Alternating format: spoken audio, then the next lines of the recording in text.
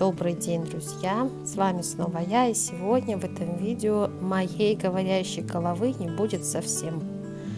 Я сейчас нахожусь в Турции, в городе Анталия, и я пошла на прогулку в старый город, который называется Калейчи. А вот это мандариновое дерево, тут в этом видео регулярно будут попадаться, я снимаю деревья, которые здесь растут. Вообще зелень потрясающая, конечно, всевозможная до сих пор, хотя сейчас середина ноября. Можете себе представить, что еще зелено и очень красочно вокруг, и цветут цветы. Ну, про море тут и говорить нечего, потому что место действительно замечательное. Такое уникальное место. Сколько раз я была в Турции, я даже не предполагала, что такие здесь ландшафты и красоты, которые похожи на Северную Италию. А вот посмотрите, это по центральной площади шествует китайская делегация. И да, китайские делегации наконец-то появились. По крайней мере, в Анталии они точно есть. Вот эти огромные деревья, видите, какие кроны, которые как зонтики. Вот я стою под ним, под этим деревом, не знаю, как они называются, но просто такие шикарные кроны, которые, конечно, в жару закрывают от зноя и спасают людей. И смотрите, небольшой ствол и такая вот крона. А здесь я просто снимала вот эти вот дома, которые находятся на центральной площади. Они такие немножко, на мой взгляд, несуразные, но такая архитектура какая-то современная. Я так поняла, что здесь не особо беспокоятся о архитектурном ландшафте. Ну, как говорится, как построили, так и построили, на мой взгляд. Потому что такого гармонии такой вот я не вижу в этих постройках. А это старый город, крыши старого города, того самого города Калейчи. Я очень люблю вот такие виды. Где-то когда-то давно у меня есть фотографии. Прагу я снимала, там тоже такие же черепичные крыши.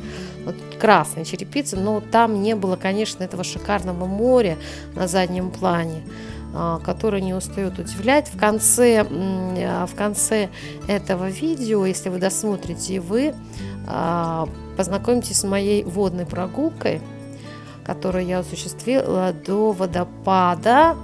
Совершенно неожиданно, я не знала, что туда поплывут к водопаду, а поплыли к водопаду. Это была моя мечта, я очень хотела съездить к тому самому водопаду, а получилось так, что и поехала. Я и случайно на эту морскую прогулку попала. Так сказать, совершенно случайно забрела в старый город, думаю, они поплыли ли мне на кораблике, и поплыла. А сейчас, пока мы с вами подходим к старому городу, это старинный минарет какого-то века. Я не вдавалась в подробности, потому что знаю по себе, что мало кто запоминает такие вот тонкости, там, в каком веке был основан и так далее. Если вам интересно, вы можете погуглить.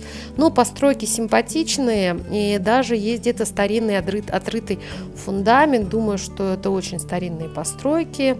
Вот такие стены такого песчаника бежевого цвета. Стены похожи на стены домов в Иерусалиме. Вот там похожие постройки я видела, когда была там, путешествовала. Вот этот самый фундамент, на котором, видимо, стоял некогда какое-то сооружение. Это старинный фундамент. Смотрите, очень чисто, его почистили и демонстрируют туристам, чтобы они не сомневались, что это все очень старинное.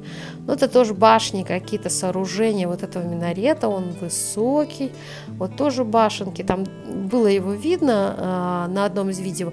Вон его видно между двумя домами, между двумя этими сооружениями. А это, знаете что, действующая вполне себе колонка. Люди подходят, мало того, что руки можно помыть, они еще и набирают воду в бутылочки и пьют. Видимо, это качественная питьевая вода. Я не попробовала, я не решусь, потому что эта питьевая вода, которая здесь, она не очень мне подошла, как я поняла. Тут я зашла в город, и первый магазин, который мне попался, это восточные специи. И там даже есть покупатели. И вот я спускаюсь в город вниз. Улочки все идут вниз, потому что они спускаются к морю, к марине, там, где находятся корабли, туристические корабли. Вы, наверное, вот минарет, кстати. Да-да-да, вот здесь я его сняла. И вот даже не знаю, он действующий или нет. Наверное, действующий. Здесь очень много минаретов в Анталии. И постоянно муллы регулярно проводят молитвы И мы уже даже привыкли, в общем-то, мне, например, даже нравится. Смотрите, какие красивые ковры. Вот ковры мне, честно, вообще понравились. Я бы, наверное, если бы у меня был большой дом, я бы обязательно бы постелила вот такой вот какой-нибудь шелковый ковер у дивана или у кровати. Мне кажется, это было бы красиво.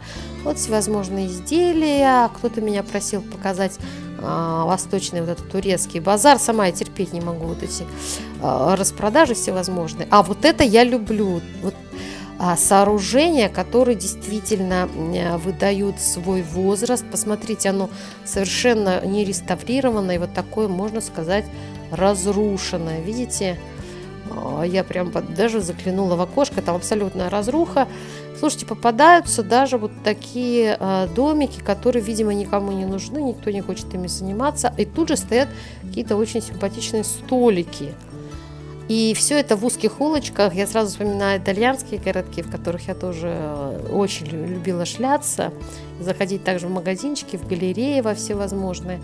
Но здесь, слушайте, своя такая атмосфера. Я бы сказала, не менее ухоженные, но очень атмосферные. Везде висят флаги Турции. Турки очень большие, как я поняла, патриоты своей родины. Они почитают своего руководителя, который в свое время привел страну к независимости и к тому, к той республике, которая из себя сейчас представляет Турция. Смотрите, старые-старые стены. Я чего-то побрела в какую-то улочку. Похоже, что там даже кто-то живет. Вон то здание, тот дом двухэтажный. Мне кажется, что на втором этаже даже кто-то живет. Трудно, конечно, в это поверить, но вот так вот.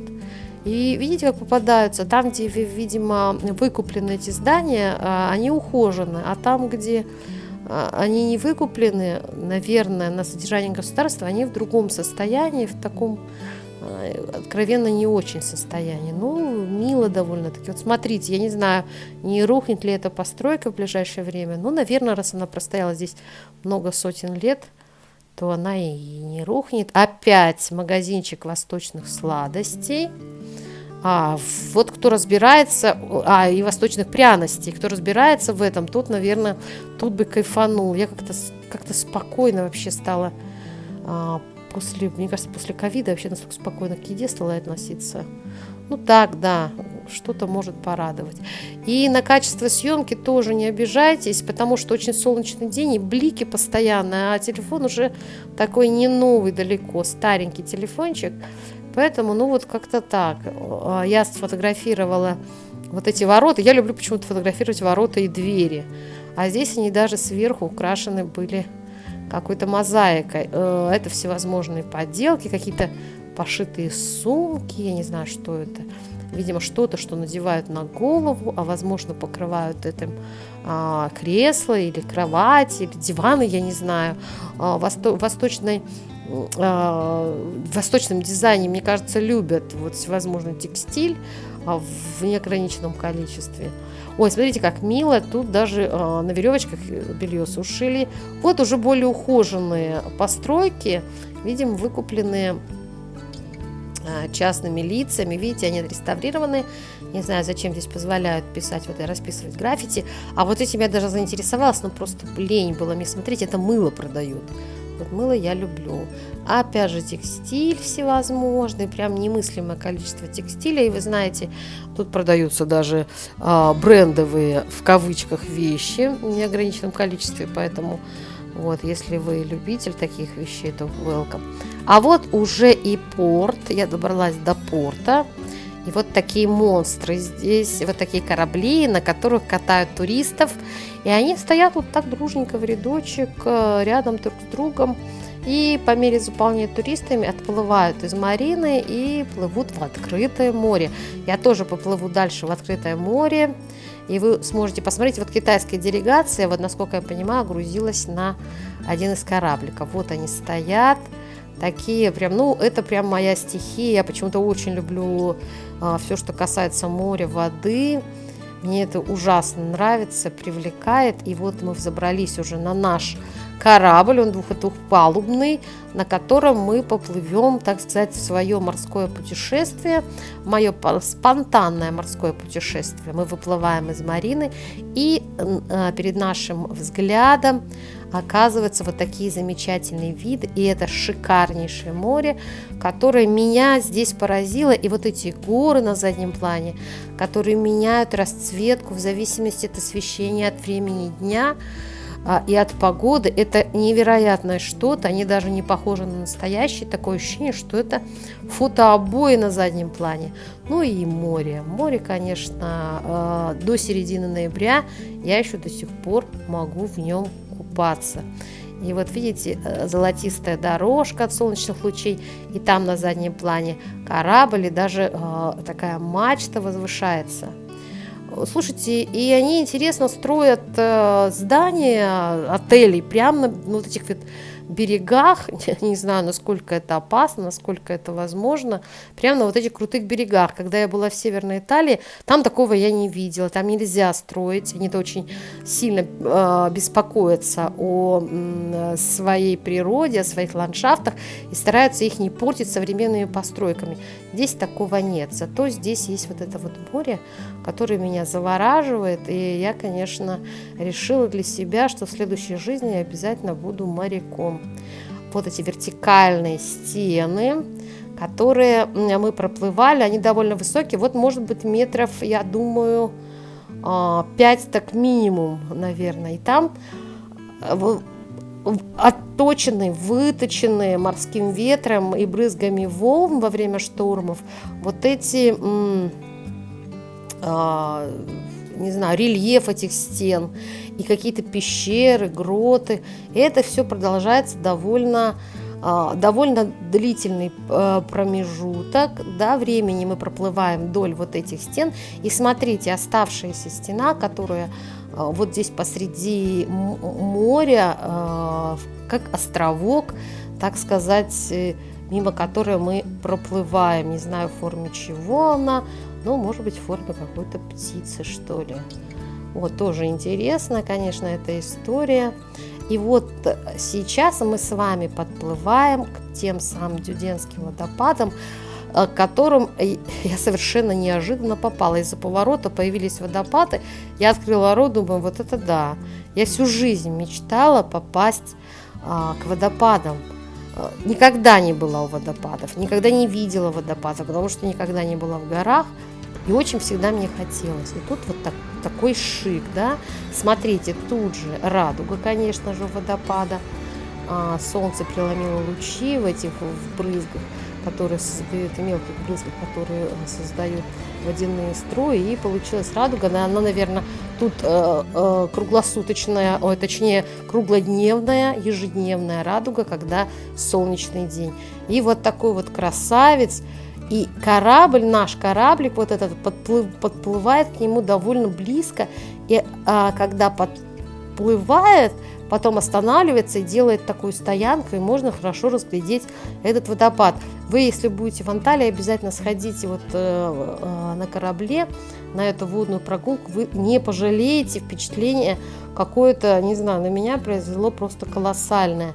Я очень люблю море. Вот смотрите, радуга какая. И она, между прочим, полная такая дуга. Ну вот мы уже развернулись и плывем вдоль вот этих вот скал. Они, конечно, тоже завораживают. И знаете, тут даже есть пещеры. Мы проплывали такие небольшие пещеры, в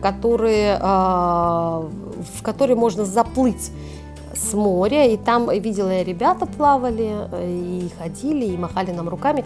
Смотрите, вот пещера, да, такая небольшая, интересно, есть там кто-то живой, а вот побольше, вот грот. И вот такого цвета изумительного, даже на моем плохоньком телефоне, вот такого изумительного синего цвета вода, которая отражает скалы и отражает море. Мы заплываем назад в Марину, назад в этот маленький порт Калеичи. И сейчас совершенно, видите, другое освещение, это ближе к вечеру, и уже картинка намного больше мне нравится, нету солнечных бликов. Я старалась, чтобы человеческие головы не попадали в мой кадр, но они иногда, редко, но попадают.